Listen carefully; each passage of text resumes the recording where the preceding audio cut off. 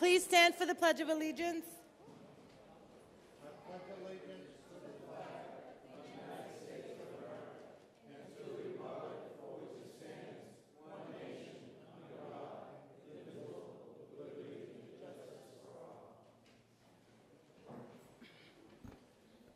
Clerk will call the roll. Councilor Vido. Present. Councilor Lopez. Here. Councilor Rodriguez. Councilor Brown. Here. Councilor Bishop. Present. Councilor Tejada. Present. Councilor Avellaneda. Present. Councilor Robinson. Here. Councilor Perlatonda. Here. Councilor Garcia. Present. Councilor Ray Cooperole. 10 members present, 1 absent. You have a quorum, Madam Chairman. At this time, I'd like to suspend the rules to allow the Chief of Fire, Mr. Len Albanese, to do the swearing-in of 3 firefighters.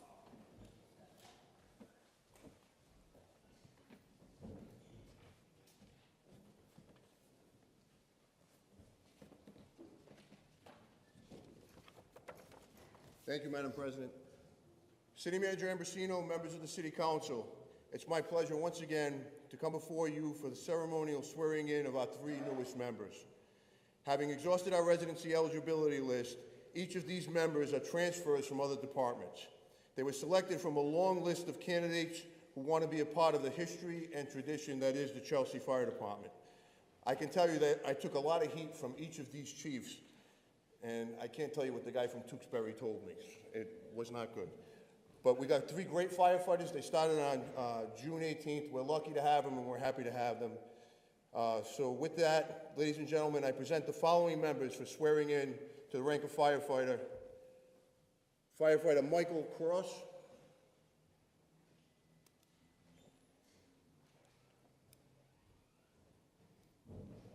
Firefighter Kyle Brown.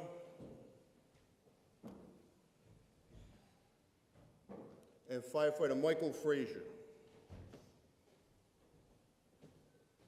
And I call upon the city clerk for the swearing in. Please raise your right hand and repeat after me. I state your names. Do solemnly swear and affirm that I will faithfully and impartially perform all the duties incumbent upon me as a firefighter of the Chelsea Fire Department according to the best of my abilities and understanding, agreeably to the rules and regulations of the Constitution and laws of the Commonwealth, the Charter and the ordinances of the City of Chelsea. So help me God. Congratulations.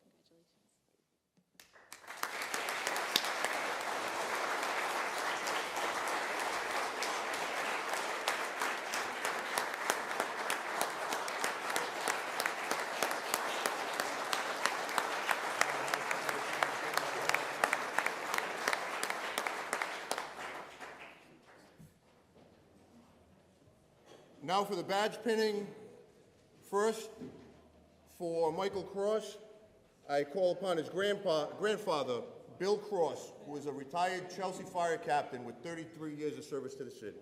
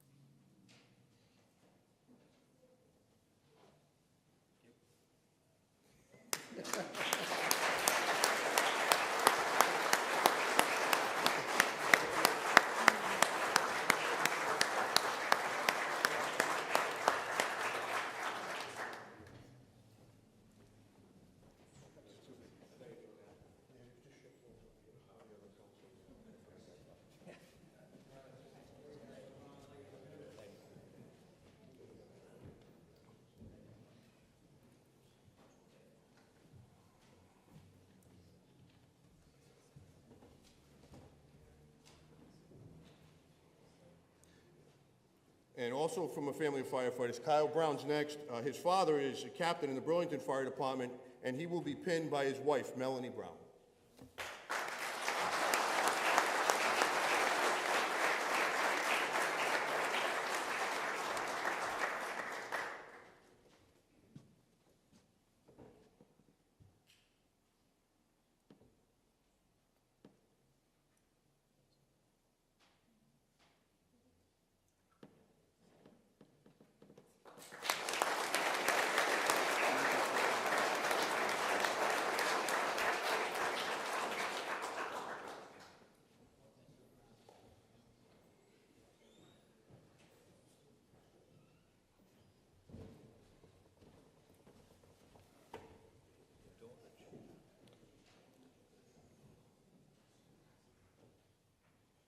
And finally, Michael Frazier will be pinned by his wife, Alicia.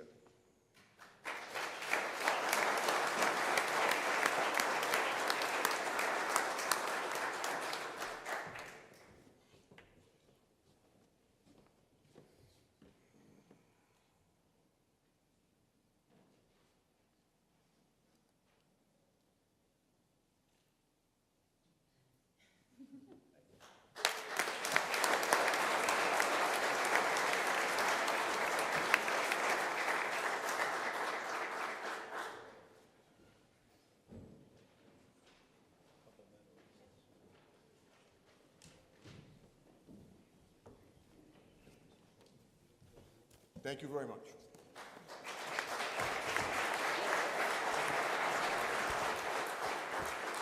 We'll remain in recess for a couple of minutes to allow them to take pictures with their families.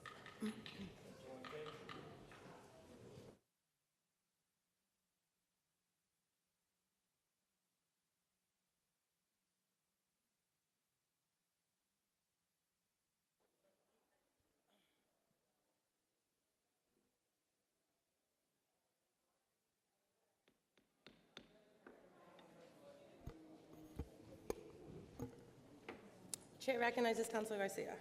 Madam President, I would like to make a motion to move item 13B out of order and adopt by roll call with the exception of Mr. Robert Sands for his appointment to the Planning Board.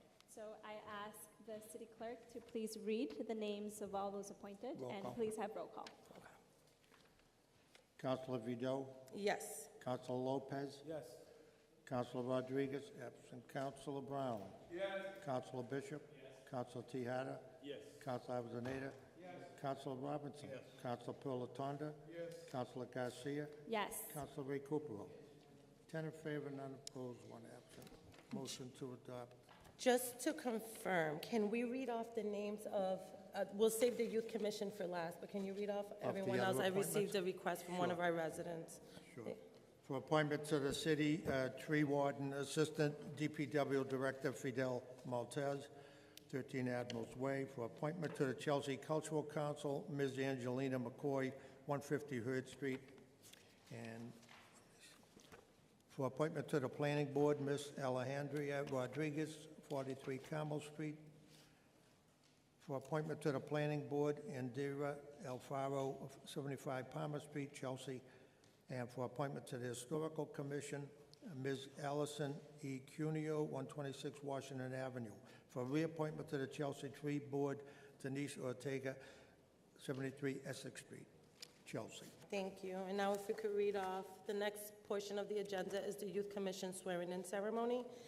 When we state your name, can you just come up and line up right here so we can do your swearing-in? Cynthia Mancia. Deha Freeman. Marcela Castillo. Adriana Vega. Paulea Pierre. Elnio Herrera. Alicia Smith. Sierra Carretto. And Joseph Turiel. I think that's it. At this time, I'd like to call the city clerk to swear in the Youth Commission. That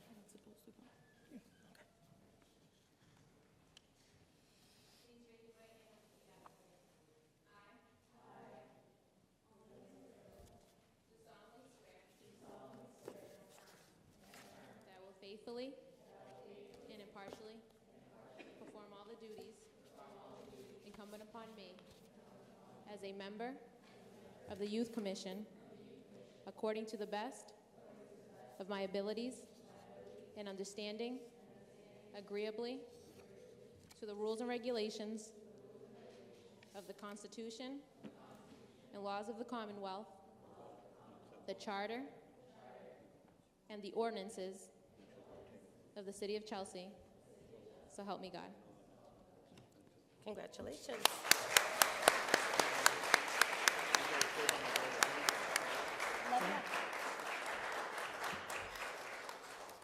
All right. We'll suspend the rules for a couple minutes just to get a couple of pictures of the Youth Commission.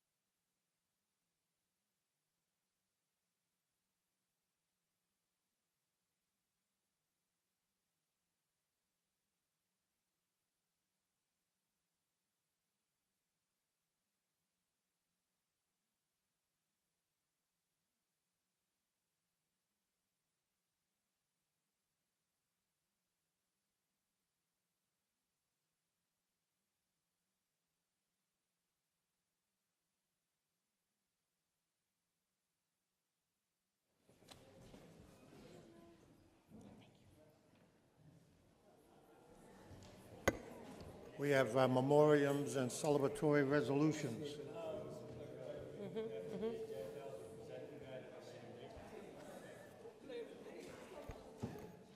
So Councilor Tejada has removed it, and we'll be reintroducing it on a later At a date. later date, okay.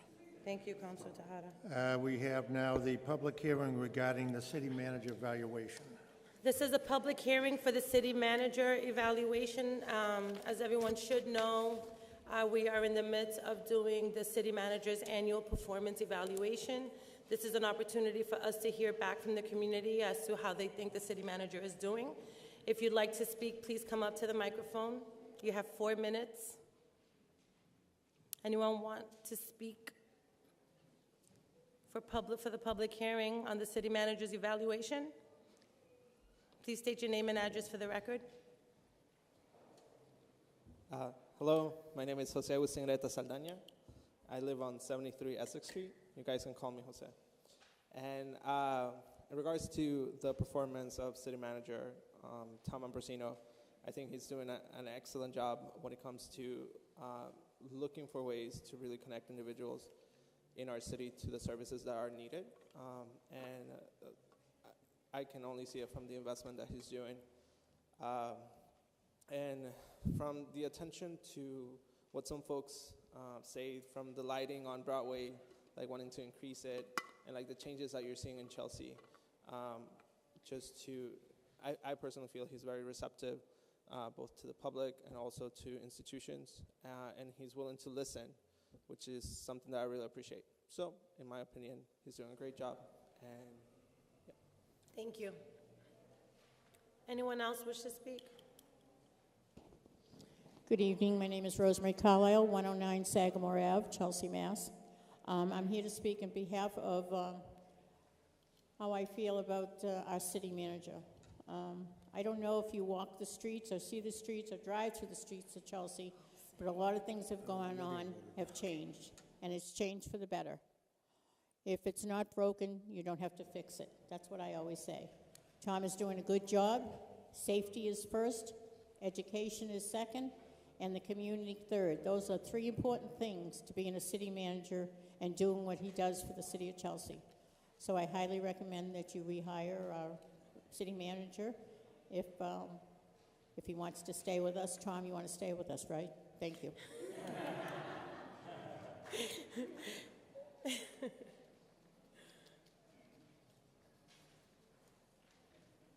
My name's Mike Tracia, 63 Warren Avenue, Chelsea, Mass. And I just want to put a good word in for Tom. We just had an issue on our street, and Tom was very receptive to us. And Chelsea, I've been a lifelong resident. Chelsea made great strides, and it'll be a shame that if we made any changes right now. There's a lot more to be done, but he's the man to do it. Thank you.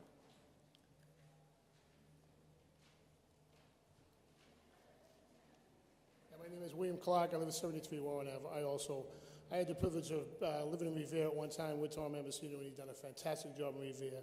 And as far as Chelsea is concerned, I know he's going to make it a better place because he attends to everybody's needs, not just certain people, but everybody's needs. And I think it's going to be a good thing if you rehire him. If you don't, it's going to be a bad thing. So, Tom, good luck.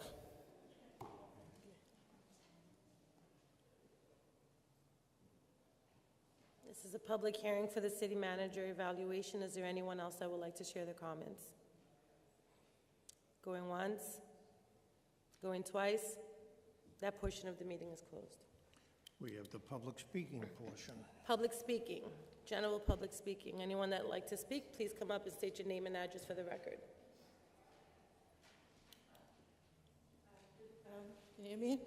Good evening. My name is Teresa Cherubika of 21 Prospect Ave.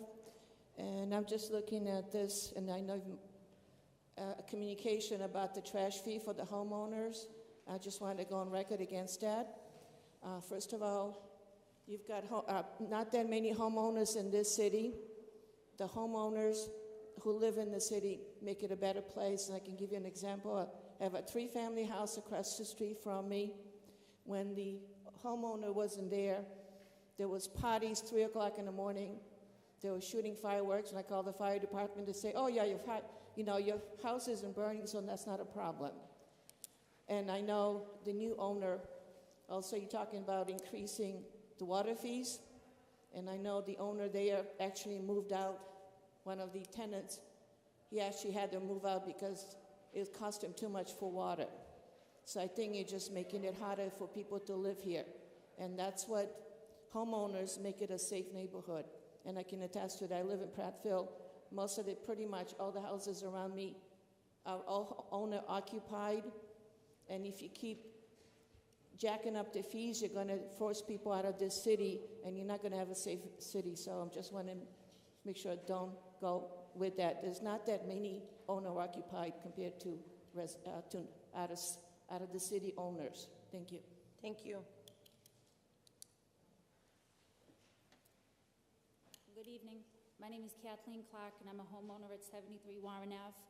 First, I'd like to thank Mayor Tom Ambrosino and Cheryl Watson for their time, support, and assistance in helping us reach this point in meeting this evening. I'm not sure if you're all aware, but I am the neighbor of the tragedy at 80 Warren Ave that they came into my home shooting. I've lived in that neighborhood and in my home since June 30th of '94, and I've always been proud of my neighborhood until May 22nd of 2017. When I heard a noise at my front door that evening, I never imagined moments later my husband would have a gun in his chest, myself being chased towards my home with the gun, and allowing my neighbor to go into my home and hearing shots fired in my home, not knowing it was my son that was being shot at behind that door. Fortunately, my family and I have lived through this tragedy, but unfortunately, still to this day, we have not been able to put behind this and move forward, because every day we wake up and open our eyes to the time we go to bed at night, I'm reminded constantly of that tragedy. The property is not only a complete eyesore as a charred structure, but the grass and weeds are taller than the fence. The structure is a haven for rodents, and we are now infested with skunks, raccoons, and rats. The city has placed bait boxes which are visible, but are not visible to the condition of the grass being unattended to. I had a contractor doing work in my home shortly after the tragedy in July of '17, who just recently came back to do more work in August in my home. And while outside talking, he looked over and said, "You know, Kat, those signs should read no action, because there's been nothing done, and I was here over a year ago." He said this would never be allowed to sit this long anywhere else. And what about the fines that would have been levied on an actual homeowner that does live in the home? No one can change the tragedy of the past, but it's each and every one of you that can make a change for not only myself, my family, and every family that lives on Warren Ave. By voting in favor of this request for appropriation of funds, it is you who will allow all in the neighborhood to be able to finally put this behind us and regain quality of life in our neighborhood. I have pictures that I'd all like you to look at to ask yourselves, is this what you would want to face every day and be reminded of this tragedy? Thank you. Thank you.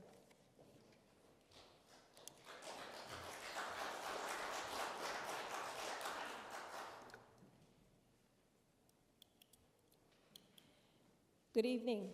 My name is Dr. Mary Burke, and I am the superintendent of the Chelsea Public Schools. I am here this evening to encourage the City Council to vote as soon as possible to accept the increase in Chapter 70 funding allocated to the Chelsea School Department budget, which has become available as a result of a great deal of advocacy and lobbying by myself and Senator DiDomenico over the summer. The Senate, late in July and early August, made changes to the Chapter 70 formula to account for the increased growth in student enrollment of English language learners. The governor approved. The net increase to the Chelsea School Department is $630,084. In addition, again, with aggressive advocacy, we were awarded $296,025 towards being held harmless for the undercounting of our economically disadvantaged students. And that $296,000 is only 56% funded at being held harmless. Yet, we are grateful to the state legislature for that amount. I remind the council that the school department had to cut $3.2 million from our budget last year. These new monies will help us close the gap created by the fiscal 19 cuts and thereby begin to meet our students' ever-increasing and ever-changing needs. I ask that the City Council appropriate the additional Chapter 70 funds as soon as possible so that educators in Chelsea can more readily meet the needs of our students. I thank the Council for all of their support and their partnership with the schools and with our educators and all of your support last year.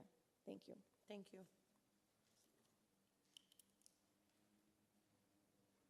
Good evening.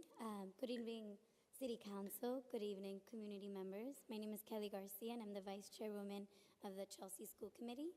I am also here, just as Mary Burke is, asking for you all to accept the Chapter 70 increase. I'm also a special education teacher, and so I stand before you here advocating for our students. Our students need every dollar they can get. And so it is truly up to you. The school committee accepted it, and now it's on you guys. So I hope, we can have your support. Thank you. Thank you.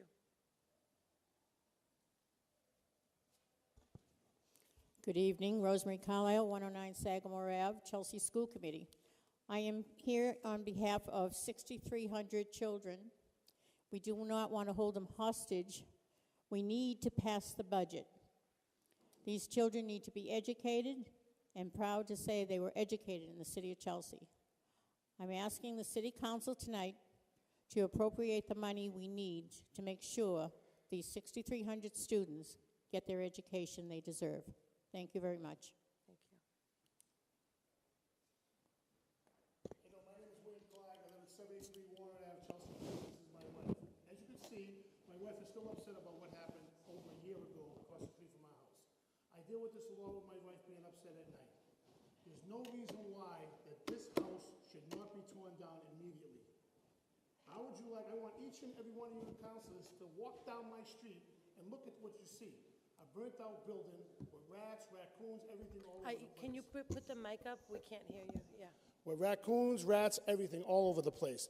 Not only that, like I said, my wife, my son, and myself have to look at this and be reminded of what happened to us when we almost lost our lives the night of this tragedy. So I'm hoping that each and every one of you appropriate the money to get this place torn down, to make it a vacant lot, so that we can go to sleep at night and not have to wake up in the morning and look at every morning and remind us of what could have happened or what would have happened the day that it did happen. So again, I wish every one of you, if you haven't seen the property yet, please walk down that street, look at it, and you tell me that you want to see this every morning when you wake up and say to yourself, wow, look what I got to look at. How would you like it? So I hope that you all get together and agree on the money and get it done, because we're just sick of looking at it. Thank you very much. Thank you.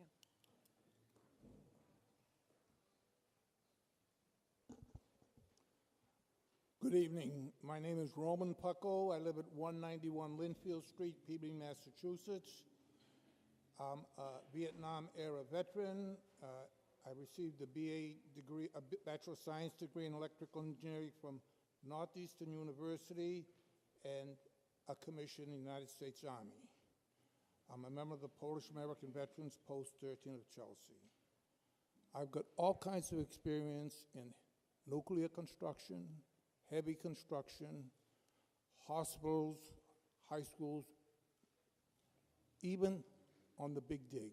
On the Big Dig, I even had to help Bechtel, the lead consultant, and explain to them about traffic signals and traffic flow.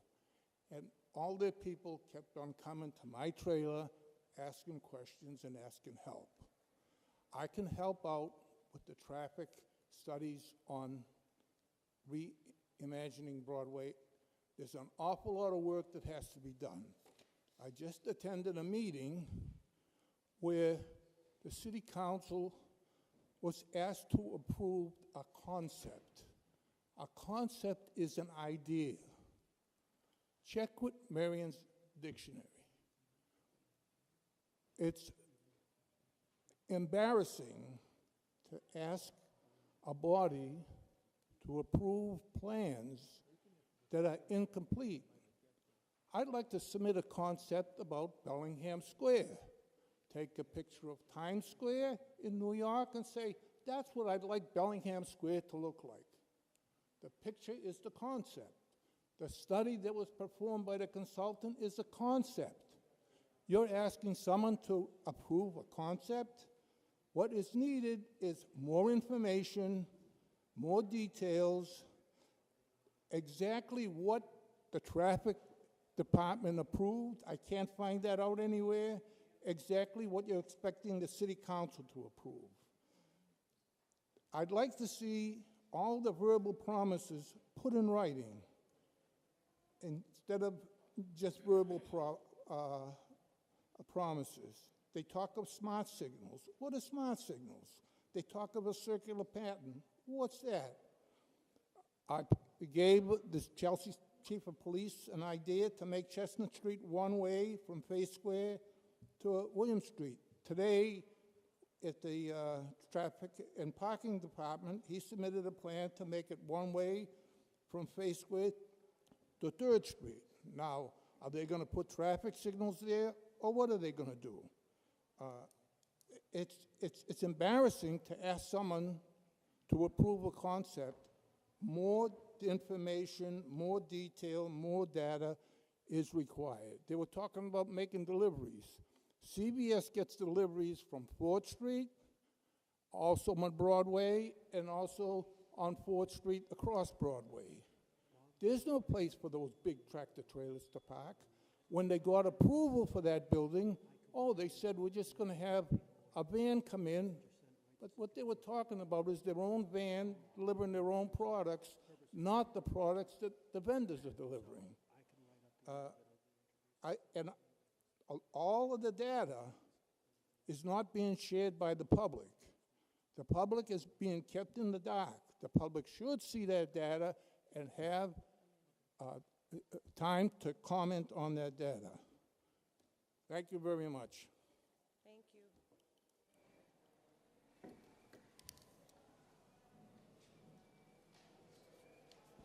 Hi, Charlene McLean, 100 Broadway. I would also like to speak again on the Reimagining Broadway proposal.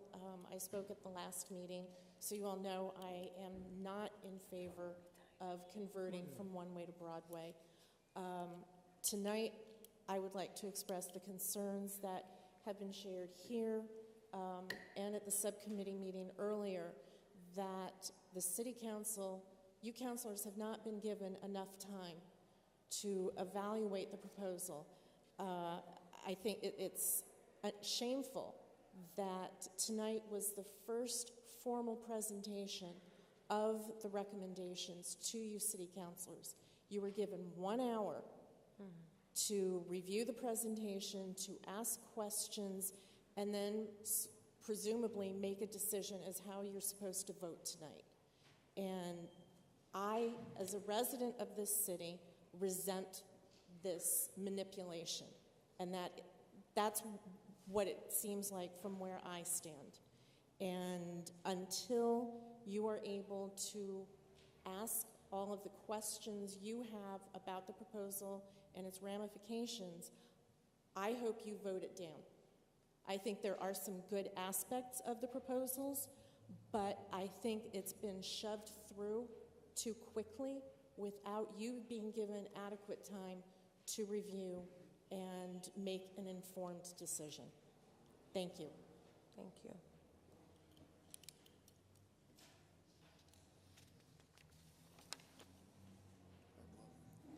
My name is Richard Tallarico. I live at 39 Warren Avenue in Chelsea.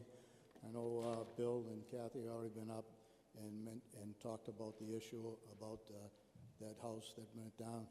And I'd just like to say that my sister lived next door to where Kathy and Bill had a run the night that took place.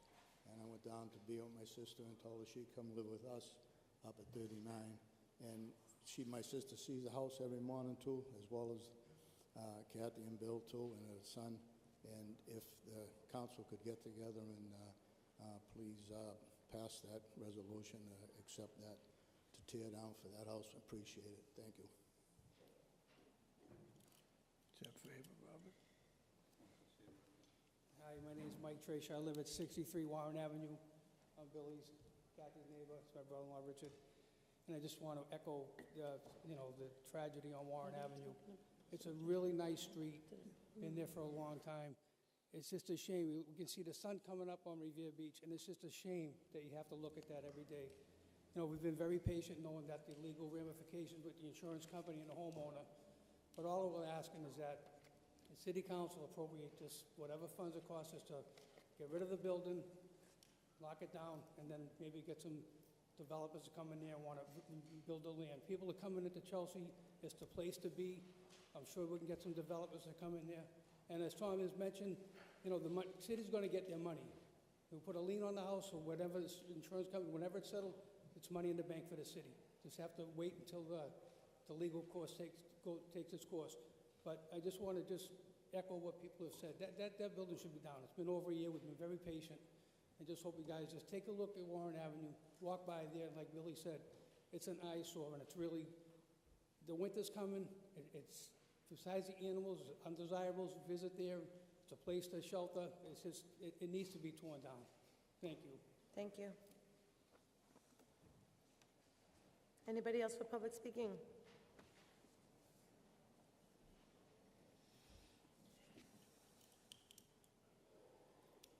Good day, John Gunning, 62 Beacon Street. I'd like to talk on two parts. One, Warren Ave. I've been out there myself walking around. I agree that the house is an eyesore, but more than that, like I said, it is a place that is dangerous for unwanted people to go in because it isn't secure, for one, and two, any rats or animal infestation in there. So for those two reasons alone, more than the eyesore, I think it does need to be taken care of. The rest of the neighborhood is beautiful, very nice to walk down. One. Two, in regards to reimagining Broadway, I'm not sure about the whole concept. You're the end product, not the beginning. I've gone to the zoning board meetings, the parking board meetings. I've gone to several hotels in the area that had the management committee that reviewed it, and we've sat there and we've listened to them more than just here.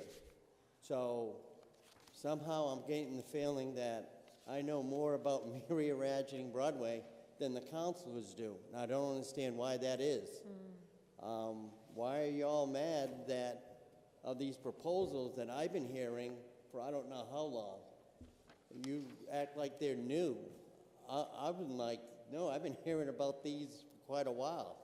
Maybe because I have a very lovely, informed partner who keeps track of all these meetings, and we discuss it at the house, but we have been discussing this for quite a while.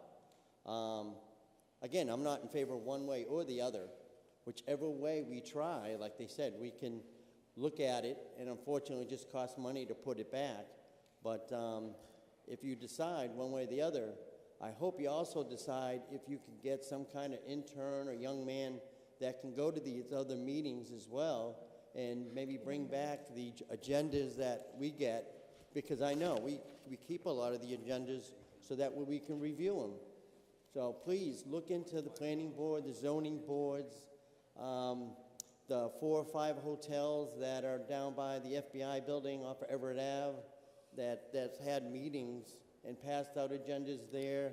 I can't recall, Marianne, where else we've gone, but we've gone to several other places too that have discussed this proposal. So I felt like I've been living with this for at least over a year now. Maybe could be months, but to me it feels a lot longer. And somehow, again, I feel a lot more informative. I don't recall half of it, but Marianne, she always reminds me of everything, whether I want to be reminded or not. She's excellent. If you do need information, you could probably ask her. She would love to email you and get you up on everything. And I say this in the politest way. It's just, I know you're the end result, but there's other platforms before you. Please check into them, because we go to these meetings regularly, and I find them fascinating. and the Warren Ave, first time I heard about that was at one of these other meetings, and proposed me to go out and check it. So please, again, if you could, look into some of the other boards, and I hope you get inter-office communication and start talking with each other. I think it would be helpful. That's all. And I say that in the politest way. I know you're all busy and you all have a lot of stuff to do. But when we leave here, she's going to talk to me again for the next hour at home about everything. So again, I get a lot of this, okay? Thank you very much. Anybody else for public speaking? Lydia's making copies. Lydia's making copies. Sorry. Jose Agustin Saldaña, 73 Essex Street. I would like to mention two things. One, in regards to reimagining Broadway. I was showing my family because I wanted them to come out. Unfortunately, they didn't, which I'm upset. But the slides of the different presentations and how the process has gone through the reimaginingbroadway.net site. You can download all the presentations there, and you can learn about it through there. And I've used that tool, the tool that the city has provided to us, in order to stay informed about the process and how it's going along. In regards to reimagining Broadway, there's definitely aspects that I do like. There's definitely aspects that my family seems to be concerned about. I'm all about, like, let's try it, let's see what happens. But I really would like to support the Face Square aspect of it, just because you're making that sidewalk smarter. And I know that when I was in high school, I used to cross that street and there was no sidewalk, just because it's the easiest way. You want to cross in a straight line. So I would encourage you guys to really consider the Face Square changes, and also Chelsea Square, that change in coloring material. I think that's going to be really nice. And the signals, there's a lot of, when I speak with people in regards about the signals, there's some people that are really, yeah, that sounds like a great idea, but also there's some people that feel like that's really going to slow down traffic and potentially create a lot of problems. So I wouldn't want to be in your shoes, definitely, just because you do have to make this decision. But when it comes to me, I do feel that it is time to try something, just because Broadway is not working right now. And if we're trying to change behaviors, then trying something somewhat radical is going to help, in my opinion. But I do feel that enforcement needs to come, or the implementation there has to be follow through if we make those changes. Just because if people continue to double park on Broadway, regardless if it was one way or two way, then what's the point? So that's my opinion. And lastly, if I may, there's going to be a meeting this Thursday around the Community Preservation Act and how to allocate some funds. This Thursday at the Senior Center at 6 p.m. Everyone's welcome. And I hope and I look forward to seeing you all there. Because I know there has been a lot of mentioning about the CPA funds and potentially being used for different projects, potentially increasing home ownership in our community. So I really encourage you guys to come out and hear what people are saying, but also please share your opinion as well. Thank you. Thank you. Anyone else for public speaking? Public speaking, going once, going twice. That portion of the meeting is closed. Approval of the minutes. Councilor Robinson? We could take from unfinished business, my order in regards to the demolition of Warren Avenue, the $25,000. At this time, I'd ask if we could suspend the rules and let the city manager address why we're taking the money from stabilization. Yes, Councilor. Isn't that in the Committee on Finance? We're Wasn't talking. that sent to Finance, not the committee, not unfinished business? We're talking about the order. Yes, this was sent to Subcommittee on Finance. Right. But Wasn't that sent at the last meeting to the Committee on Finance? It was. Yes. So it's not unfinished business, it's in Committee on Finance. Remove it from your, You didn't ask that. You asked to go out of order and go to unfinished business. right. And I'm asking, and I'm, right, and I'm The asking, point was that it was sent to Committee on Finance. So the question is, can you remove this from subcommittee to bring it out on the floor? yes, Okay, so, under suspension. Any objections? I guess I won't object, I'll speak when it's, I'm sorry, Councilor Bishop, what did you say? no objection. No objection. Probably before you So want it's, me to read it? so it's properly before us? I asked if the city manager could explain it. And so you want the city manager, so we'll suspend the rules, Mr. Ambrosino, so you can address the council on the order. Why we're taking the money Can I from just make a point on stabilization. procedure? I'm sorry, sir? Can I just make a point on the procedure that we generally Please. follow? This, at the last meeting, was sent to the Committee on Finance, which is generally scheduled before the next meeting. And I had scheduled it for this evening, but had to cancel it because of Councilor Avenue-Dela's request to have a conference put on for the Reimagining Broadway. And now they're trying to move the things out of Committee on Finance before we hold the Financial Committee meeting. Councilor Avenue-Dela is moving some of the other things out after we cancel the Finance meeting to accommodate him on the subcommittee on Broadway. So generally, you know, I've already spoken about scheduling the Finance Committee meeting in the next few days, and I'd like to stick to that procedure. Okay.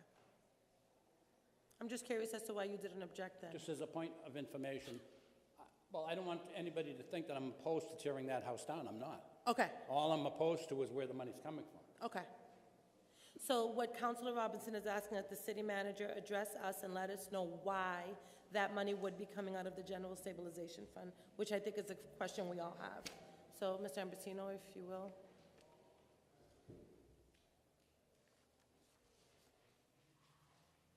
So, thank you, Madam President.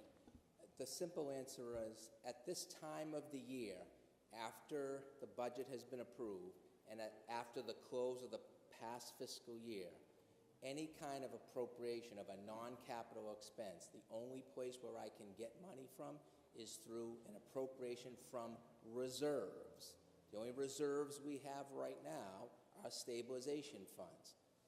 Free cash will be certified, and that will be a source of funding for the city to do certain projects or to make appropriations from, but free cash will not be certified probably until February.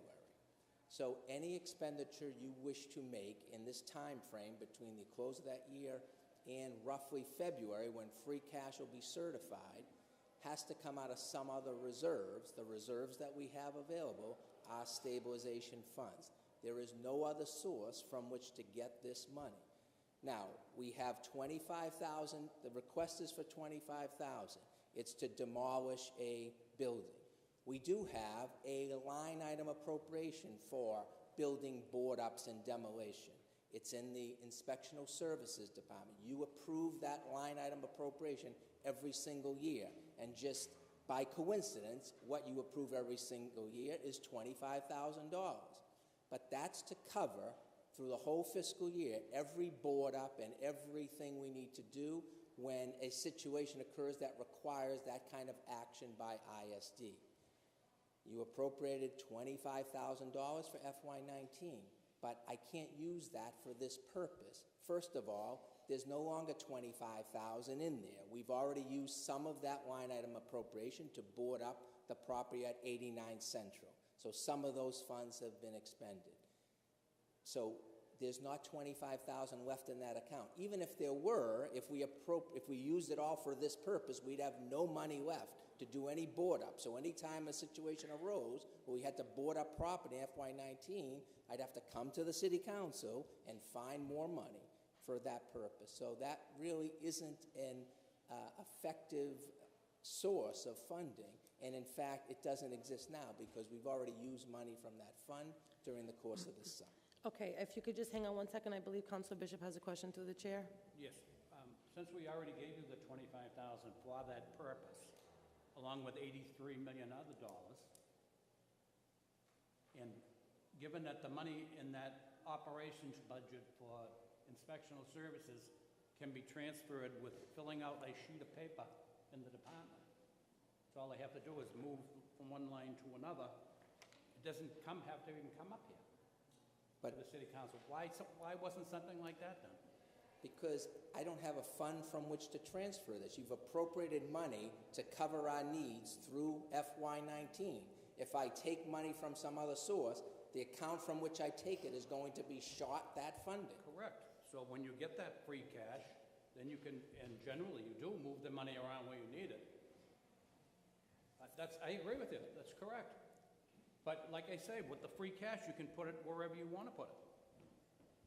So In that I line, hear in what that you're saying. operations budget, how much money is there?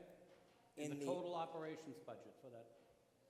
For the In which inspectional budget? service? Inspectional services? I would say several $1 million. No. In Operations only. Councilor Bishop, can you address your questions to me, please? I don't Can you know, address the Counsel. I don't have the budget in front of me, so I don't remember off the I top of my didn't head. realize this was coming up, or I would have brought the budget with me Okay. myself. All right, we can't just do wanna the make back the- and forth. If there's a question, please, through the I chair. just want to make the point. So I assume there are several $100,000 at least in ISD operational funds, but those are for fiscal 19 operations. And couldn't you fill out a sheet of paper and move some of that? All right, money around? I think we're going a little too far. So is I'm there, asking that through you. what's the question? Why couldn't an interdepartment transfer be made to put the money that? Why you- couldn't an interdepartment transfer be made? Because I will then leave short some other account in the city. And that's not an efficient way in which to do business. And this is You not have either. reserves This here. is not an efficient way either. Okay, through the chair, Councilor Bishop. Councilor Tahada also has a question. How can we ensure that when the insurance money comes in to reimburse the $25,000, that it goes back into the stabilization fund so it becomes a moot point? So we will put a lien on this property, and someday, when the insurance case is resolved, that could be 2 or 3 years from now, it just depends on how much legal activity has to take place before that case is resolved.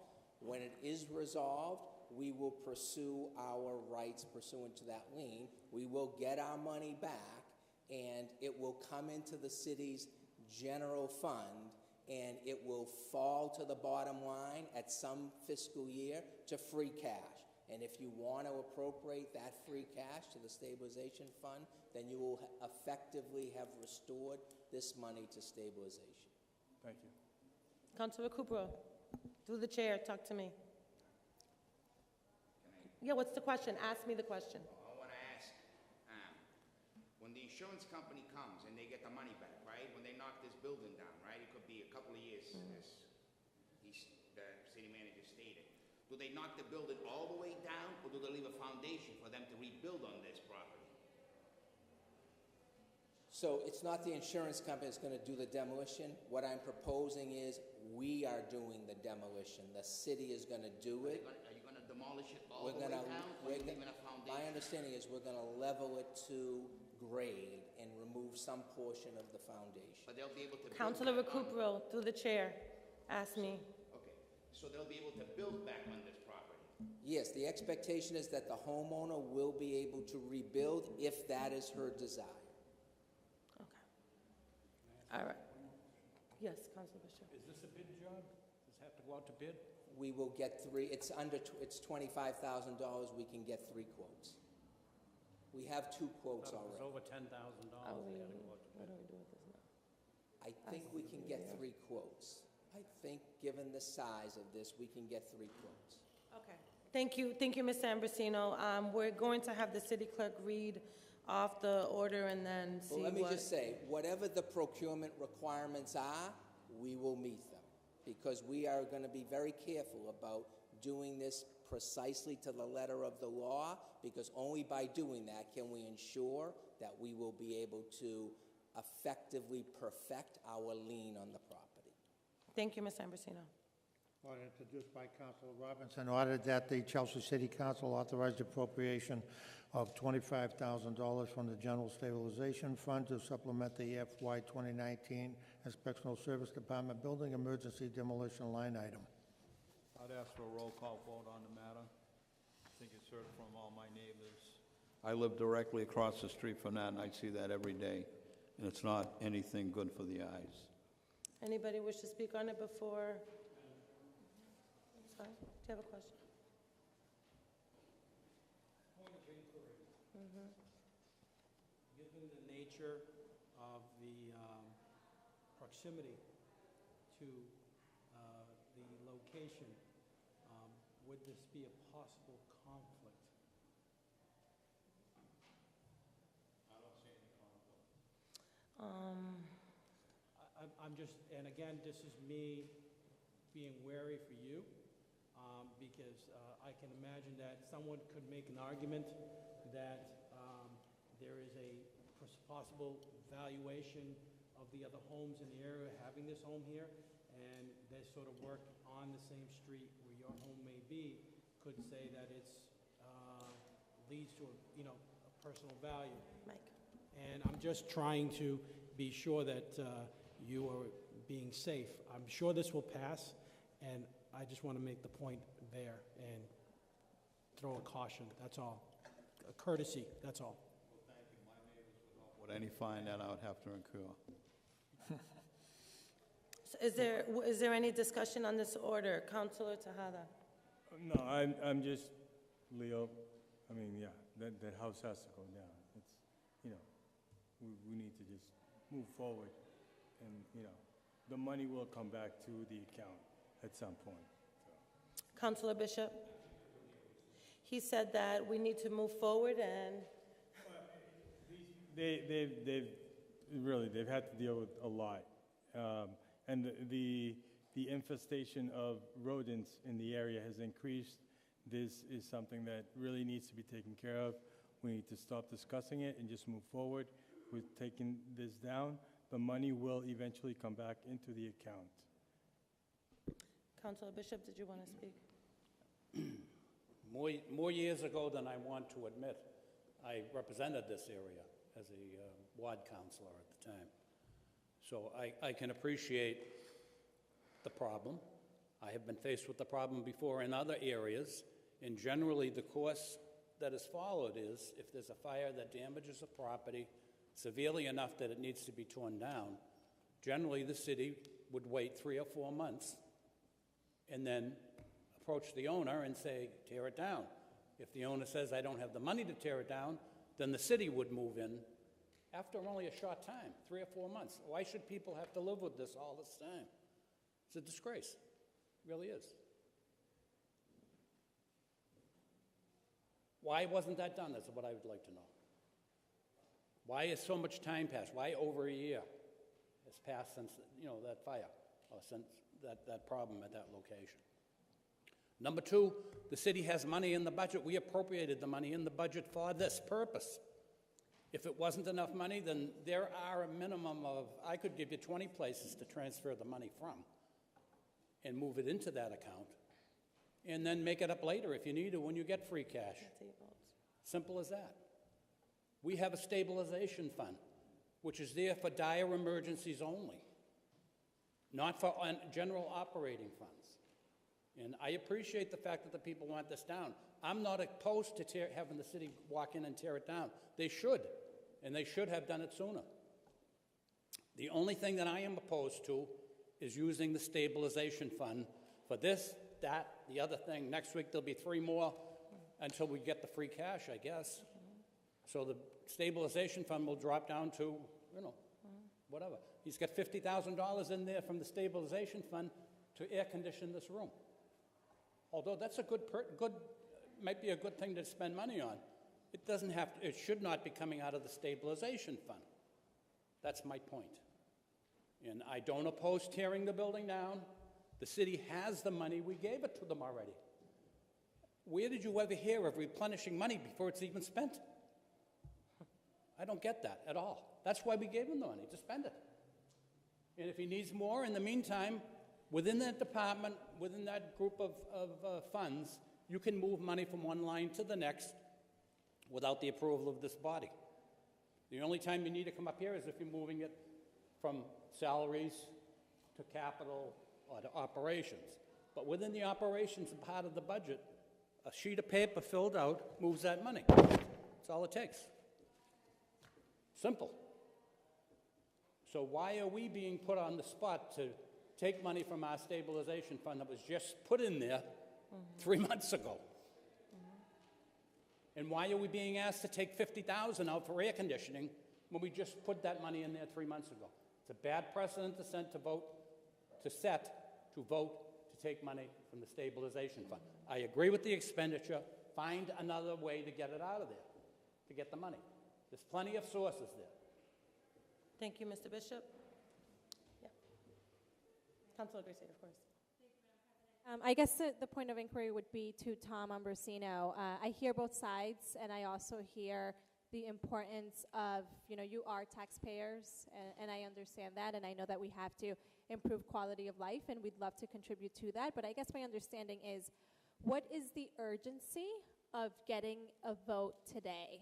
Is there a strict timeline? Why couldn't this be sent to a subcommittee? So this was, Councilor Garcia, and I apologize because you weren't here at the last meeting.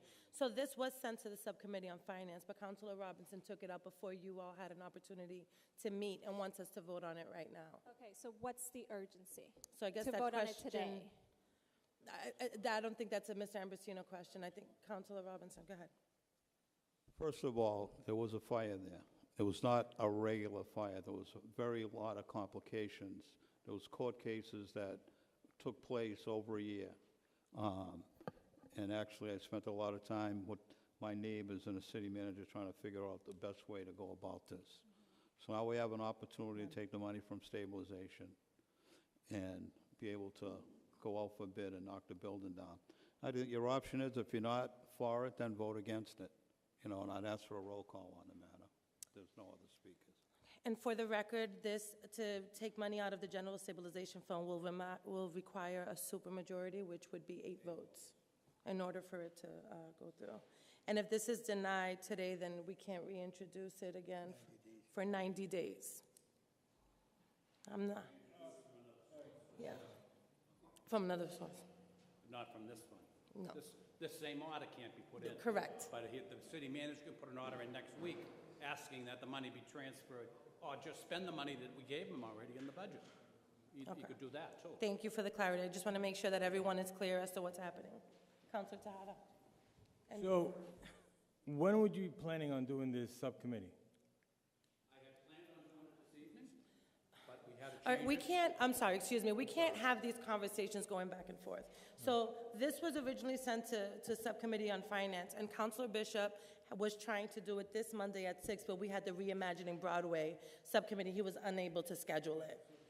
And the only reason I'm asking is I'm wondering about timelines, if it's better to allow him to do that as opposed to what if it doesn't pass, now we got to wait 90 days.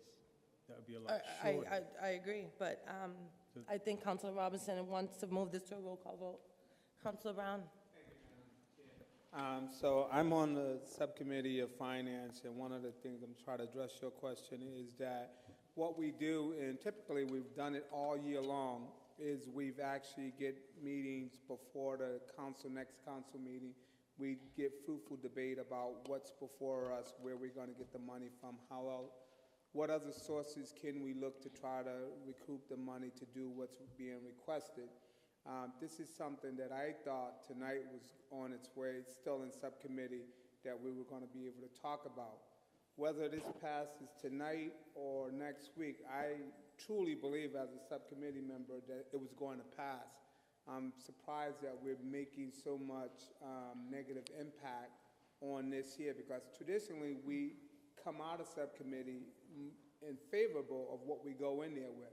The issue is just disgusting, and out of respect for the chair and also the members of the subcommittee, is to go in there to have our conversation, let the city manager know how we feel about whether we're going to send it out in favor or how we react to the request. And again, I mean, now we are potentially looking at a vote that if it's defeated, that could also keep this place up for 90 days, which I don't feel which is right. If we had this next week, when we have our next meeting, I can guarantee you it would have passed. If we go forward tonight, in the motion, I don't know what's going to happen. So That's true. I just want to say that. Thank you, Mr. Brown. And for the record, the reason why there was a subcommittee today was because there was another time-sensitive issue with respect to Reimagining Broadway. So, Councilor Pelotonda. I don't understand what the whole problem is here. We have a house that's in shambles, falling apart, rodents running through it, overgrown grass. The residents are tired of looking at it. The rodents are gonna end up in their neighborhoods or in their properties. Why can't we just go about and knock the house down? We will get the money back to the city at some point. People always keep complaining to councils that we're not doing enough for the residents of Chelsea. The residents on that street that live there want the house knocked down. I mean, I have property that has rats in it that I can't get rid of, and I have a private company in there trying to do it their best to get rid of them, but with all the building and all the demolition, they keep coming up. This is an eyesore that's overlooking the property that needs to be come down. I mean, do you want those rats and those rodents and those skunks and everything else in your neighborhood? I don't think you would. So now let's move on, knock the house down, and we'll get the money back at some point. Thank you. Did you want to say something, Councilor Robinson? You've already spoken 3 times, but I want to make sure that people are clear as to what's happening. Clarification for my colleagues that we didn't have the subcommittee. And if we don't take any action, we can't do anything till we come back October 15th, and if we don't bring it up on the 15th, we won't be able to do anything until the 29th. So I asked tonight if we'll go ahead with the roll call. Another point, I just want to make it very clear that there's nothing stopping the city from moving forward with tearing down that house, regardless of what we do here this evening. They have ample money, and it can be done without a vote of this council. Okay. Could have been done 6 months ago. Okay. I think we've had enough discussion on this, and I think we should move this to a vote. A yes vote would be to adopt. Councilor Vido? No. Councilor Lopez? Yes. Councilor Rodriguez absent. Councilor Brown? Yes. Councilor Bishop? No. Councilor Tahada? Yes. Councilor Avellaneda? Yes. Councilor Robinson? Yes. Councilor Perlatonda? Yes. Councilor Garcia? Yes. Councilor Ray Cooperall? Yes. 1, 2, 3, 4, 5, 6, 7, 8 votes in favor, 2 opposed, It 1 passes. absent. The motion is adopted.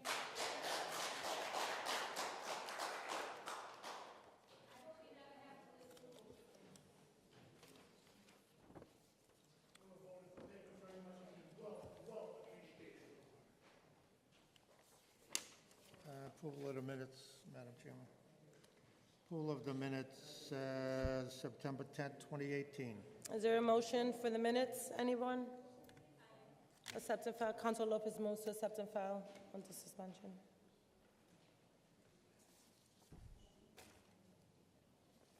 Communications from the city manager. First communication, notice of waiver of intent. Pursuant to the Administrative Code, Section 11202, I am writing to notify you of my intention to hire 3 part-time positions in Chelsea Community Schools and to grant waivers from the residency requirements set forth in the Administrative Code. The 3 hires are Yini Hayo, 8 Channing Street, Quincy, as part-time piano teacher, Kevin Joyce, 10 Elm Street, Everett, as part-time language instructor, and Kristen Leslie, 15 Whittemore Street, Medford, as part-time art instructor. Anybody? Can I get a motion? So it would need to be moved to a second reading if there are appointments. Oh, no, I'm sorry. It's a waiver intent, so just accept and waiver, file. Yeah. Who's moving it? Calvin Brown?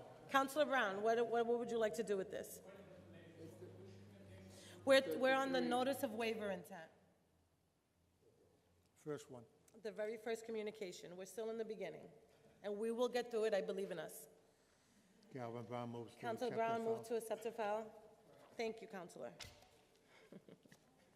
We're still- Second communication, additional appropriation vote for school department FY19 budget. Dear councilors, I'm writing to request another appropriation vote for the school department FY19 budget. Once again, this request increase to the budget is in the amount of $296,025, will have no impact on the city budget approved by the city council in June. like the additional Chapter 70 funding identified in my September 4, 2018 letter.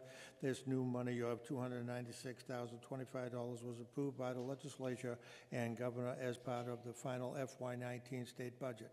This money is part of a final $12.2 million state appropriation set aside specifically for communities like Chelsea adversely impacted by the new method for counting economically disadvantaged students. However, these so-called transitional relief funds are not included in the city's Chapter 78, nor are they included elsewhere on our cherry sheet. Because these funds were not appearing as a revenue in the city's cherry sheet, I originally assumed that the funds did not need city council appropriation and would be transferred directly by the Commonwealth to the school department. The funds have already been transferred to the city by the Commonwealth. However, the Mass Department of Revenue has recently informed the city that the city council must appropriate the money to the school department. DOR has further indicated that notwithstanding that the funds do not appear on the city's cherry sheet as revenue, the funds should be added on the receipt of the city's tax recapitulation sheet, thereby directly offsetting the appropriation of resulting in no impact to the city's budget.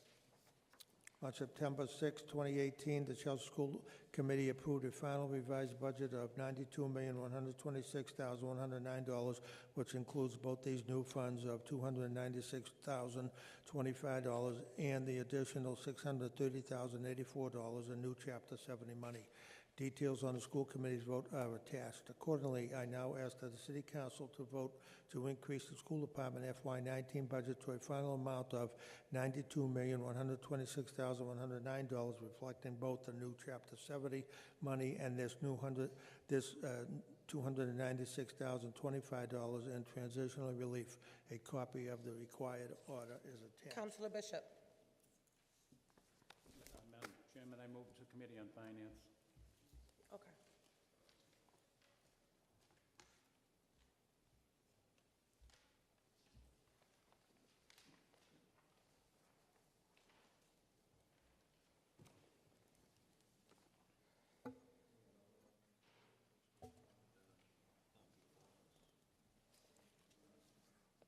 The next, that's under suspension, Bob? Under suspension. Under suspension? Yeah. The third communication received from City Manager Ambrosino regarding appointments to boards and commissions. Move to second reading. Can we reading, just yeah. read the names of the people that, and the board that they will be going Sure. on? For reappointment to the Youth Commission, Ms. Medina Hanson. For appointment to the Council on Elder Affairs, Ms. Jean Chapman. For appointment to the Council on Elder Affairs, Ms. Mary Ann Winship. For appointment to the Chelsea Cultural Council, Ms. Carolina Anzola. And for appointment to the Chelsea Community Schools Advisory Board, Ms. Ann Waller Arbeck. And so Councilor Robinson moves it to a second reading, is that, all right. Okay. Clay Robinson, second reading.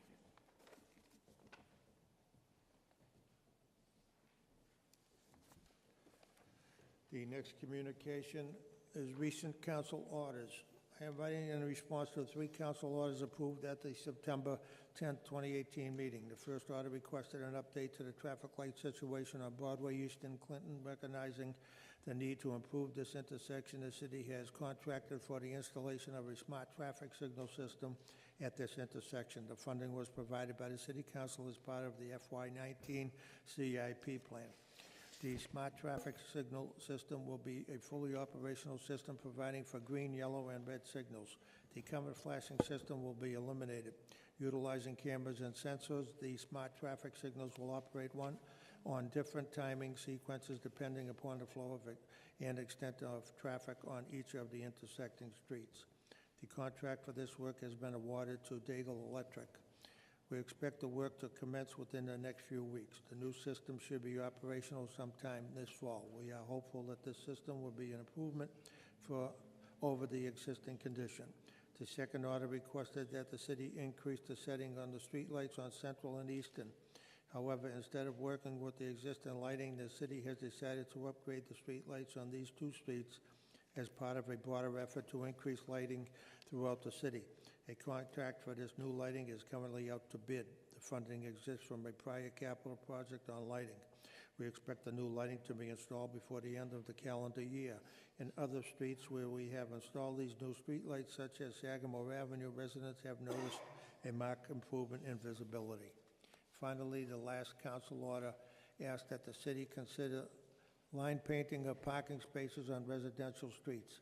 This same request has been made in the past, and my response has not changed. It is the opinion of myself and others that line painting of legal parking spaces on residential streets would have an unintended consequence of reducing available parking, because the spaces would be standard-sized spaces and could only be painted in strict compliance with our parking regulations about distances from corners, hydrants, and driveway curb cuts.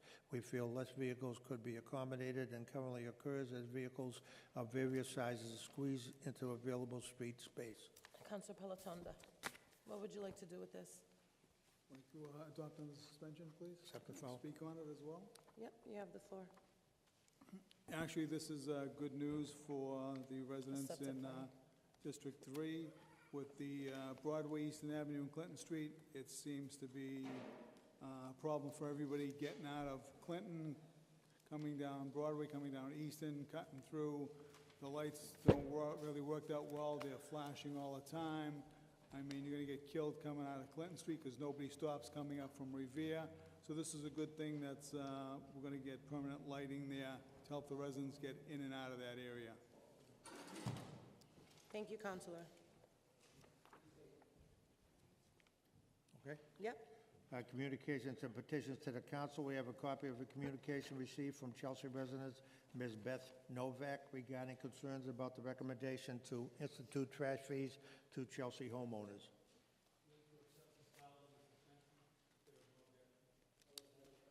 I'm sorry? You'd like to have it read? Okay. I am sending this email to you as well as the city manager, my city councilor, and the other at-large councilors. I have concerns about the recommendation to institute the trash fee in Chelsea on homeowners. I believe you know that I am a community member extremely dedicated to keeping Chelsea clean, including regular trash pickups throughout the city. I feel that I have a reason to be heard on this issue, not simply because I'm a resident homeowner, but also because of my dedication to the cleanliness issue. First, I feel that it is something that I already pay for in my property taxes. Renters are not paying these taxes, but homeowner landlords are able to incorporate those costs into what they charge for rent. Conversely, homeowner-occupied residents, such as my husband and I would be part of a disadvantage. We have no way to recoup additional fees imposed after 25 years of home ownership here. We hear all of the time about the rising cost across the board, but dedicated homeowners are what can be the foundation of the city, and we have seen increases on multiple fronts recently that are pinching our pockets tremendously. These rising costs could drive us out. And I'd like to also point out my in-laws who have lived in and owned in Chelsea their whole lives are elderly on fixed income. Every dollar is a very real extreme burden. Second, the timing seems faulty to me as the city is currently rolling out the new Chelsea Cans program. I sat in on the first meeting on this rollout held at the library, and I have not acknowledged by city officials multiple times that there were questions posed that couldn't be answered and many kinks to be worked out. Why not try to work through these issues before considering imposing additional fees on a select group of residents, especially particular residents that work hard to keep their trash to a minimum? Finally, I would like to see the cities responding on tax collection.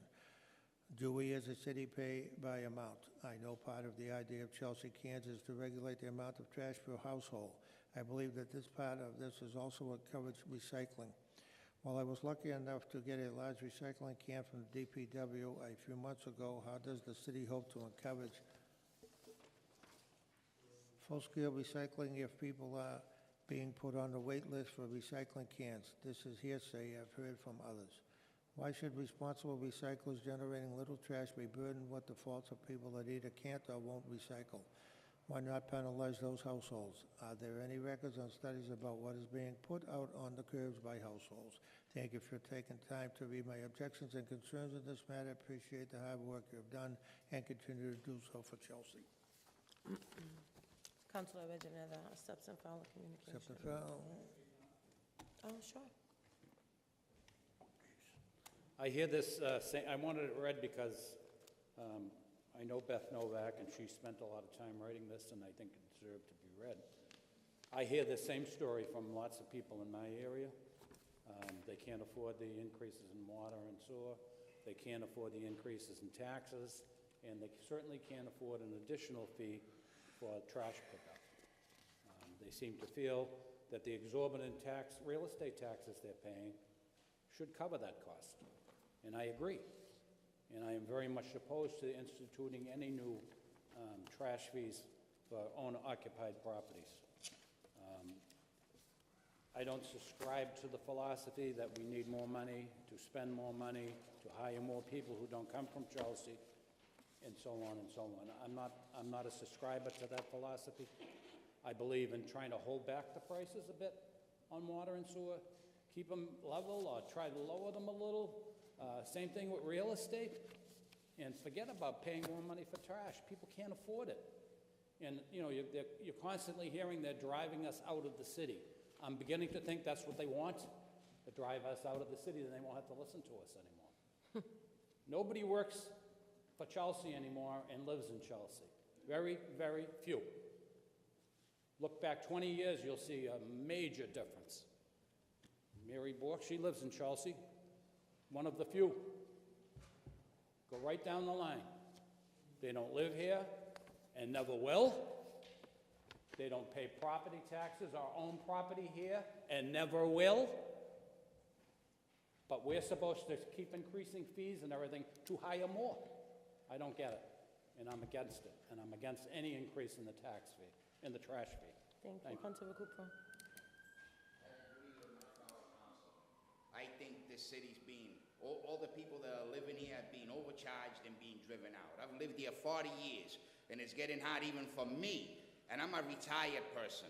I'm on a fixed income, and I own a house, and whatever it is, it's still, everything keeps going and going and going, and nothing, we do nothing to try to keep the people we have here, the homeowners. I keep hearing about stakeholders. The biggest stakeholders are the people that live here, that own houses here, and rent here. Those are the biggest stakeholders. Stakeholders can be, they say stores are stakeholders, but they make money off the people that are here. Everything is being made off the people that are here. So we should keep the people that are here, here. Don't drive them out. Keep them here. Give them a break once in a while. You can't keep killing them. Then they'll be gone. They say, well, we give all these things. You know, you want the good things, you want this, you want that. But what good is giving the things when the people that are here can't even enjoy them because they got to leave? So what's the point of that? Give the homeowners or the people that are here, that live here, something in return. We owe it to them to give them something back.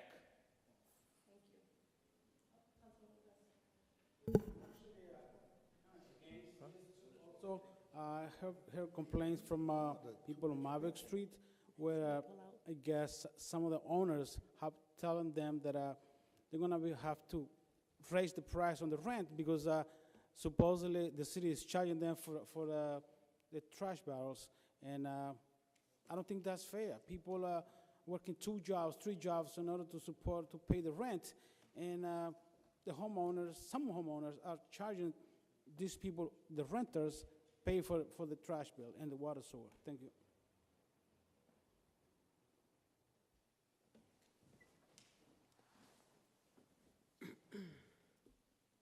Yep.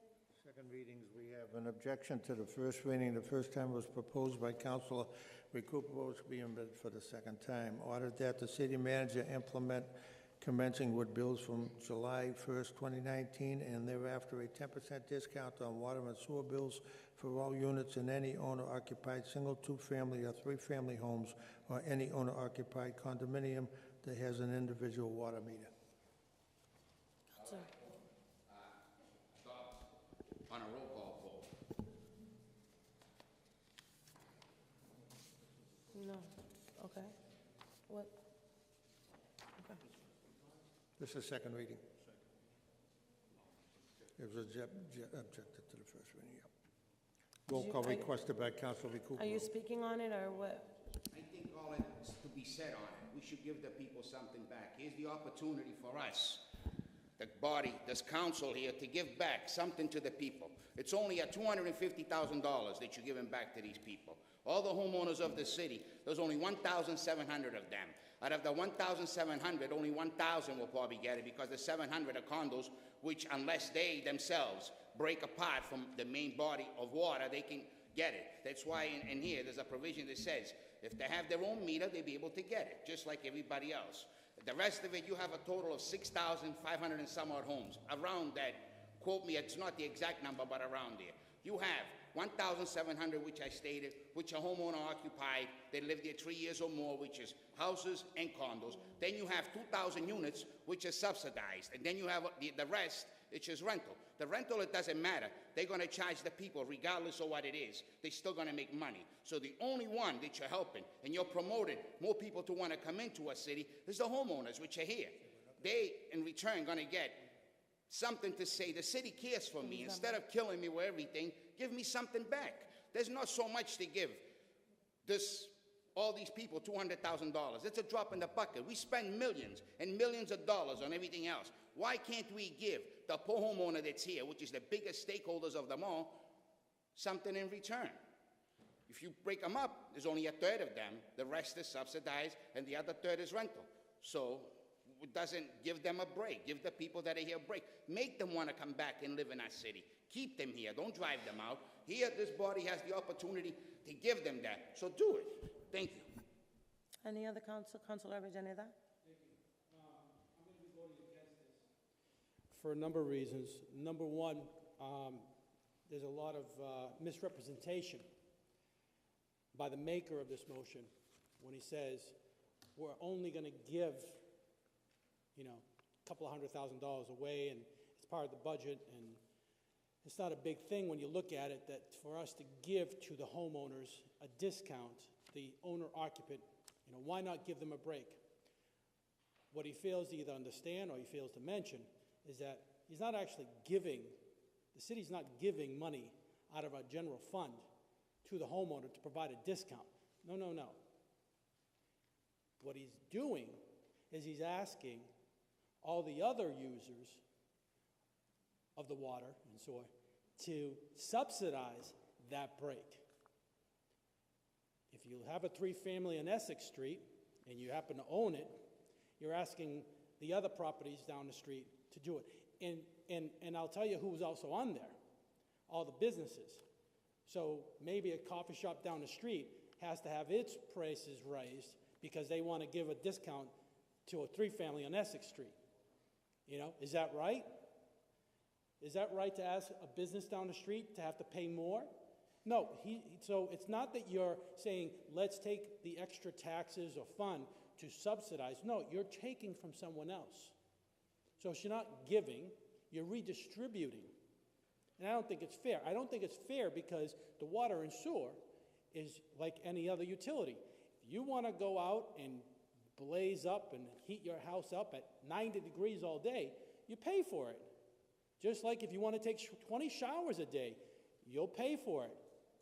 It's when you start giving those discounts that all of a sudden the abuse starts.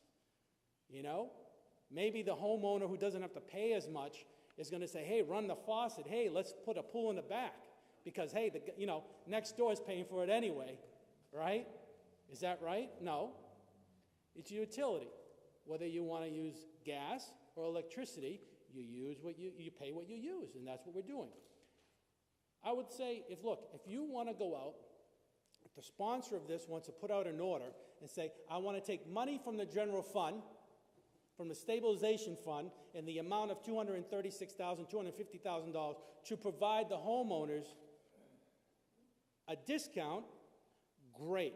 But to stand here and say that we're giving it by taking it from someone else next door, that ain't right. And that's not fair.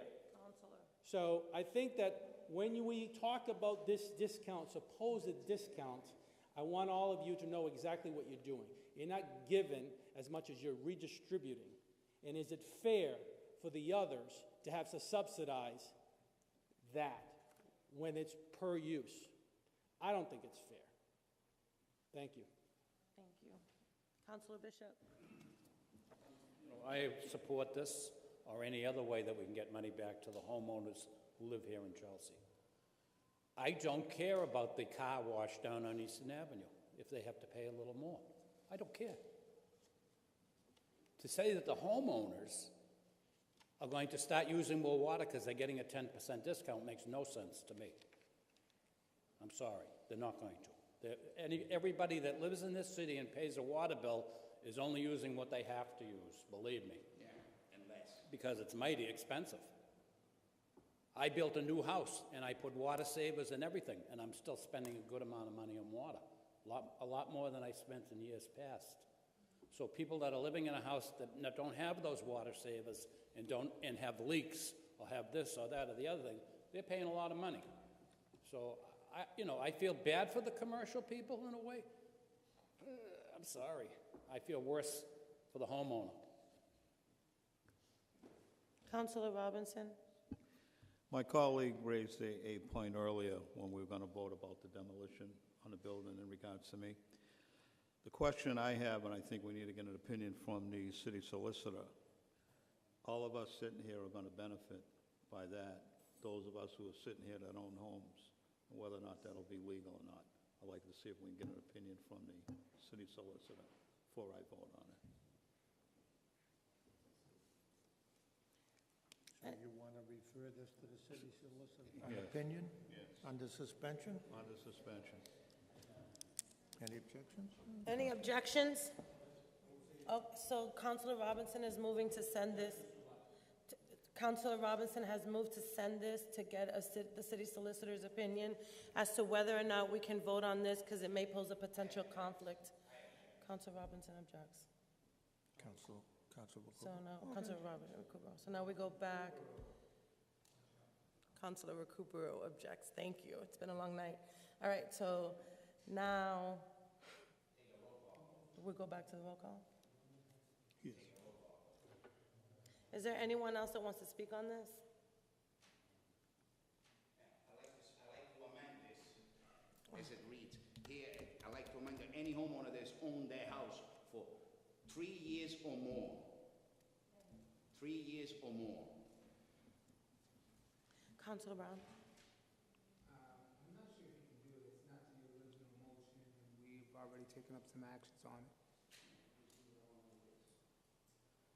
Leave it alone like it is. We don't want to amend that. Leave it alone like it is. Would you entertain the idea of sending this to a subcommittee and have a further discussion? No. I think it can be amended. Say they can't be amended. We leave it alone like it is. It's up to you if you want to accept the amendment or not. I thought we've already taken action on it. I'm okay with the amendment. You're going to accept it? I'm okay with the amendment, and Okay. then we'll vote on it. We'll be voting on the amendment first. The amendment reads, any homeowners who own their homes by 3 years or more.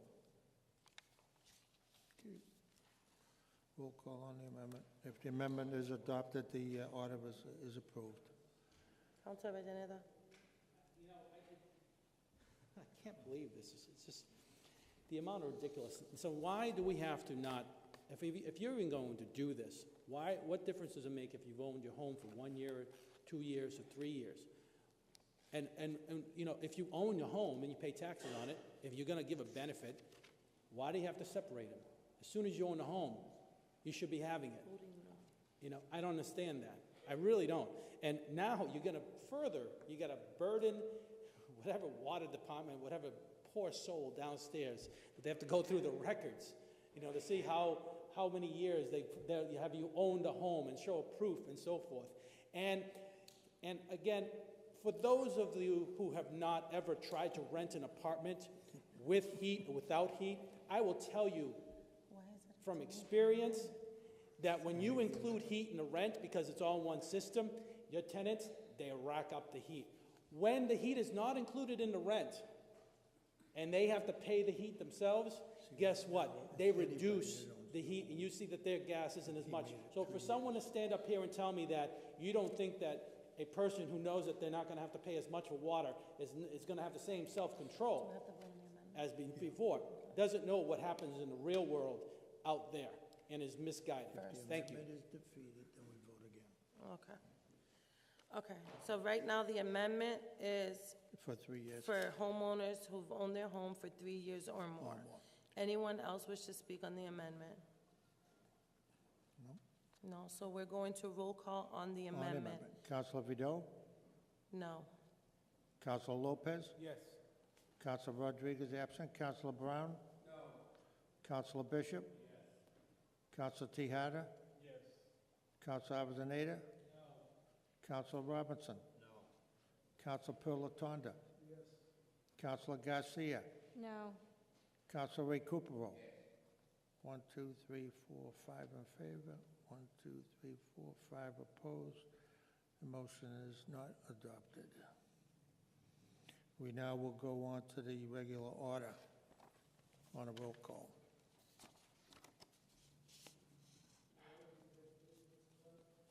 Can you reread the order? Read the order please? first, Jim. Order that the city manager implement commencing with bills for July 1st, 2019, and thereafter a 10% discount on water and sewer bills for all units in any owner-occupied single, two-family, or three-family homes, or any owner-occupied condominium that has an individual water meter. Roll call. Counselor Vido? Yes. Counselor Lopez? Yes. Counselor Rodriguez absent. Counselor Brown? No. Counselor Bishop? Yes. Counselor Tahada? Yes. Counselor Avellaneda? Counselor Robinson? No. Counselor Pilatanda? Yes. Counselor Garcia? Yes. And Counselor Recupero? Yes. 1, 2, 3, 4, 5, 6, 7 in favor, 3 opposed, 1 absent. Motion is adopted.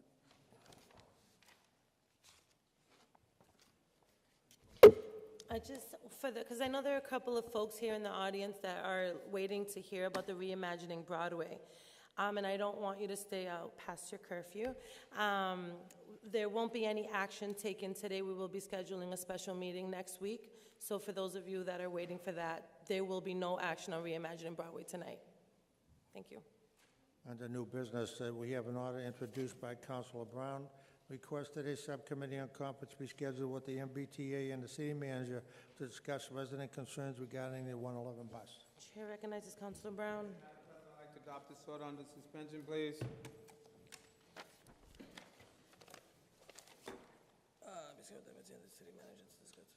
May I speak, Madam President? You have the floor. Thank you, Madam President. If it's fine with you, I'd like to get this subcommittee, have this sent to the subcommittee. I'd like to get it done as soon as possible. Obviously, it's the 111 bus. We've had some residents complaining about some of the services that was offered to us that's not been granted to us. And I just want to get the city manager, the MBTA together, and the residents, make sure the residents are aware of this meeting, that we can talk about the services circle around the 111, in particular with the closing of the Beacon off-street ramp. Thank you. Just for the record, because we have a couple of activists in the room that have been working with the MBTA and Green Routes. We have been in communication with the MBTA. I've been sending messages to Jessica Casey from the MBTA for months, and she has not responded to us. I know the city manager has been in touch with some folks over there. So as far as them getting here, it's something we have been definitely pushing. So hopefully this will give an additional push and get them to actually show up.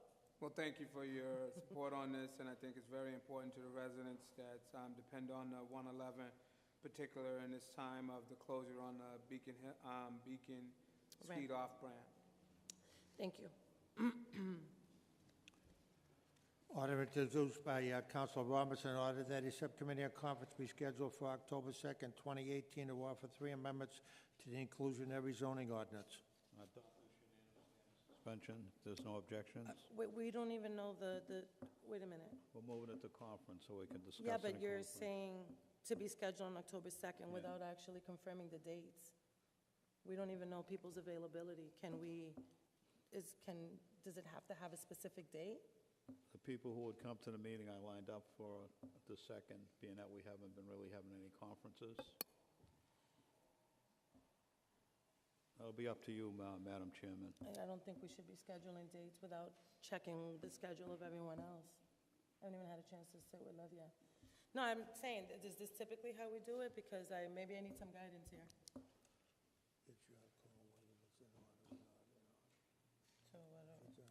So then So if I rule it out of order, he can't schedule his subcommittee? Can we amend it, just to send it to a subcommittee and not have a date on it? So that we, If you know the time sensitive. absolutely. Yeah, that's fine. Okay, so we scratch out the Amendment. date and we'll send, Scratch out schedule the as date, soon as Leo. possible. You could do the same on the second request. Okay. Request that the subcommittee conference regarding home ownership be Be scheduled. Thank you, Counselor. See under suspension. That one too, okay. Seeing no objection, so moved. Next order introduced by Councilor Robinson, request that the subcommittee and conference be scheduled with emergency management to talk about what plans are in place for emergency. Counselor Robinson. Seeing none, Order introduced by Councilor Tahada, order the Traffic and Parking Commission look into placing a one-way sign on the corner of Armour Street and Carmel Street that is more visible. Counselor Tejada. Adopt unanimously under suspension. Adopt There's no objection. unanimously under suspension. There's no objection. Seeing no objection, so moved, Counselor. Order introduced by Councilor Bishop. Nope, there's no more. from Order Louis. Tahada, right. Yeah. Order introduced by Councilor Tahada, request that the city manager look into the cost of removing the bump-out extension that was made on the corner of Franklin Ave and Sturgis Street and put it out to bid for removal. Counselor Tejada. Adopt unanimously under suspension if there's no objection. You don't want to speak No, on this, please? we're good to go. Adopted unanimously under suspension. No objections? So moved. Order, let me see what we have Oh, here. Councilor Order Bishop. introduced by Council Bishop, request that the subcommittee on conference be scheduled to discuss the road and sewer baiting program. Counselor Bishop. Madam Chairman, I move that it be approved under suspension. And on the matter, I just wanted to speak for a minute. We have a major problem in the city with rats, and we have a major problem in the city with the sewer baiting program that is ongoing now. And I'm calling this conference so that we can air out what the problems are in that program and hopefully better address the rodent problem in the city. Thank you, Counselor Bishop. I have two late orders introduced by Council Avellaneda with regards to the Chapter 70 state aid. Any objections to the late orders? No objections? Any objection? Okay. Realize we had a new member on the Finance Committee. Want me to read it? Any member? Okay, I'll remember that. Can we just have him read the I order? have no objection to having this be the first reading. First reading, Chair. Okay. Order introduced by Council Avellaneda, order that an increase in the FY 2019 School Department original appropriation from $91,200,000 to $91,830,084 for a net increase of $630,084 attributed to an increase in FY 2019 Chapter 8. Boy, first read. Move to a second reading. The next order reads that the Chelsea City Council increased the FY 2019 School Department original appropriation from $91,200,000 to $92,126,109, reflecting the increase in Chapter 78 of $630,084 and $296,025 in transitional relief funds. Counselor Avellaneda. Speak on this one? You have the floor, Counselor. Move to a second reading. Finance Committee meeting when it's set. Counselor Avellaneda. Thank you. As we had read earlier, as part of communications that were accepted from the city manager, there was additional money sent to us, increased in Chapter 70, thanks to some heavy lobbying both by our state delegation and, of course, our superintendent. The school committee has already approved these increases, but needs the city council to increase it. Again, this is no money coming out of the stabilization fund or anything like that, but we just have to adjust our budget to reflect that additional money. These orders do so, and we should be able to vote on them hopefully at the next city council meeting. Thank you. Thank you, Counselor. Counselor Brown. Thank you, Madam President. I want to thank the state delegation, State Rep. Ryan, State Rep. Rosalie Benson, and State Senator Sal DiDomenico for working very hard with our superintendent, Mrs. Mary Bork, on securing this money. Thank you for being here tonight. I know you're very interested in getting this money into your account. But as the council said, we just have to appropriate this money and move it over from our being to their being. And I want to just really stress that this was a really tedious job. As you know, Superintendent Burke was here many times in the summer advocating about lawsuits, potential lawsuits of undercounted students in our community. And with her hard work and with the work of our state delegation, we were able to get this money. And again, I hope we'll be able to get this money to them in our next meeting. Thank you. Councilor Recupero. We're not at public announcements yet. We're still discussing the school budget, the late order from Councilor Avellaneda. Are there any other comments for the late order on the appropriation for the school? Okay, so now we can move on to public announcements, and since you're so eager, you can go first. Thank the city manager for implementing the program where they dig up your street. I worked very hard for it. And when they dig up your street and you want to change your lead pipe, now when they dig it up, they'll change your lead pipe, which before you had to pay. They'll get rid of your lead pipe coming in from the street all the way into your house. The city will take care of that, which before you had to pay. So the city manager, thank him for doing this for the people that own homes and have lead. And when they work on their street, they'll be able to replace the lead pipe all the way to their house, which before they weren't allowed to. You had to pay. Toda la gente que está dueño de casas, cuando usted hace trabajo en la calle, va a cambiar la tubería, si usted tiene tubos que son de plomo, la ciudad le va a ponerlo todo para adentro sin usted que paga nada. Eso es trabajo del city manager que hace por toda la gente que vive en el Chelsea que está dueño de casas. And can I have a moment of silence? We'll save them for the end. Okay, that's all I had to say. Thank you very much. Anyone else for public announcements? No one for public announcements? That's great. Wow. So moments of silence? I'd like to have a moment of silence for Mr. Dwyer, Norman Dwyer.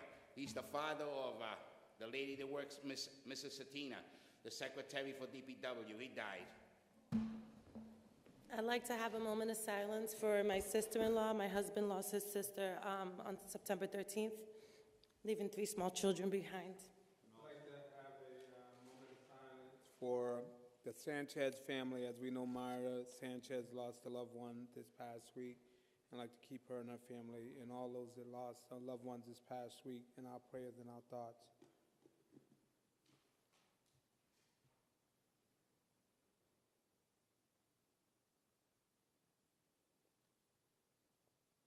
Seeing no further business before us, we're adjourned.